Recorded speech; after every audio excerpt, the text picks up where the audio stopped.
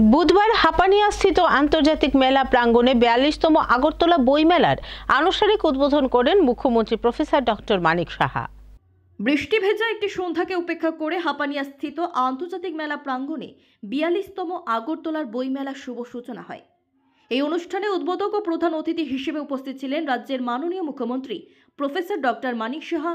সম্মানিত অতিথি হিসেবে উপস্থিত ছিলেন বিধানসভার উপাধ্যক্ষ রামপ্রসাদ পাল, মুখ্য সচেতক কল্যাণী রায় এবং আগরতলা পুর নিগমের মেয়র দীপক মজুমদার। পাশাপাশি বিশেষ অতিথি হিসেবে উপস্থিত ছিলেন তথ্য ও সংস্কৃতি দপ্তরের সচিব ডক্টর পি.কে. চক্রবর্তী, আগরতলা সরকারি বাংলাদেশ হাই কমিশনার জনাব আরিফ মোহাম্মদ সহ অন্যান্য বিশিষ্টজনেরা।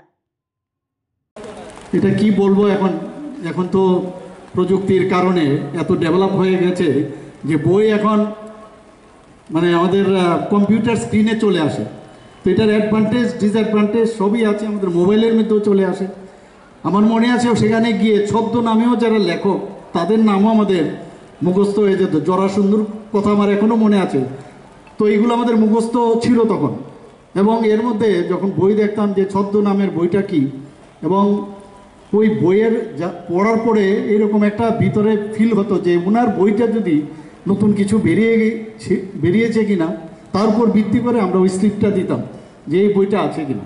তো এই যে একটা আগ্রহ, জানার যে একটা আকাঙ্ক্ষা, একটা বিশ্বগ্রাসী ক্ষুধায় যে আমরা সবসময় থাকি জ্ঞান অর্জনে, সেটা কিন্তু আমি জানি না এখনকার ছেলেমেয়েরা আমাদের থেকে আরও বেশি অনেক ট্যালেন্ট, অনেক বেশি ওরা জানে, ওদের মস্তিষ্ক অনেক বেশি কাজ করে।